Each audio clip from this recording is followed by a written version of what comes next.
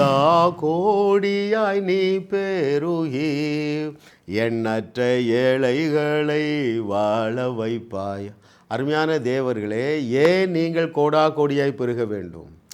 ஏன் நீங்கள் பூமி தாங்க முடியாத ஆபிரகாமுடைய ஆசீர்வாதங்களினால் நிரப்பப்பட வேண்டும் தெரியுமா? எண்ணற்ற ஏழைகளை வாழ வைக்கும்படியாக. அதற்காகவே இயேசு கிறிஸ்து குபேரனாக இருந்தார். ஆமாம் ஆமாம் ஆமாம். எப்படி அவர் குபேரனாரார்?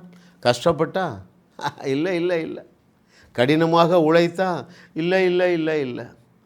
போகிற இடங்களிலெல்லாம் தனக்குள்ளே இருந்த அந்த அற்புதம் செய்யக்கூடிய ஆற்றலை கட்டவிழ்த்தார். ஜனங்கள் சுகம் பெற்றார்கள், மரித்தோர் உயிரோடு எழும்பினார்கள். அநேக ஸ்திரீகள் தங்கள் ஆஸ்திகளால் நம்முடைய நாதனாகிய இயேசு கிறிஸ்துவுக்கு ஊழியம் செய்தாங்க. அதாவது அவருடைய விருப்பம் என்னவென்று சொல்லட்டுமா? நீங்கள் ட்ரெஸ்ஸு வைக்கிறதுக்கு ஒரு கபோர்டு வச்சுருக்கீங்க, ரைட்? அவருடைய விருப்பம் என்ன தெரியுமா? அதே போல் ஒரு பெரிய கபோர்டில் நீ என்ன வாங்கி வைப்பீங்க? முத்துக்கள், டயமண்டு, கோல்டு வாங்கி வைக்க உங்களுக்கு தனி பீரோ தர தேவன் ஆவலாக இருக்கிறார், ரைட்? மாத்திரமல்ல, இன்னொரு பீரோவில் என்னது?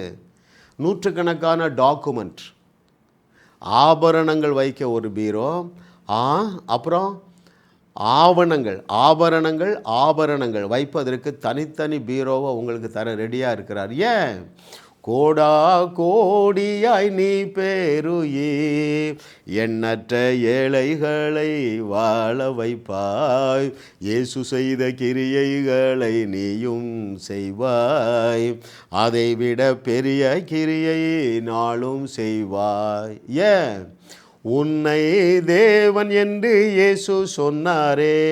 இதை கேட்டுக்கொண்டிருக்கிற அருமையான மகனே, மகளே, உன்னை தேவன் என்று இயேசு சொன்னாரே, அவர் சொன்ன வார்த்தை ஒன்றும் தவறிடாத. அருமையான தேவர்களே, பரலோகம் உங்களை நம்பி இருக்குப்பா.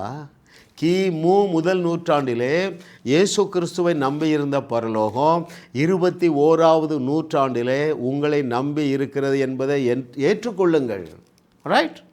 கிபி முதல் நூற்றாண்டில் சீடர்களை நம்பியிருந்தார். 21வது நூற்றாண்டை வாழ வைக்க தேவன் உங்களையும் என்னையும் நம்பி இருக்கிறார். இதை அறிந்து கொள்ளக்கூடிய ஒரு பிரகாசமுள்ள மனக்கண்கள் என்னுடைய பிள்ளைகளுக்கு இன்றே உண்டாவதாக. ஆமென்.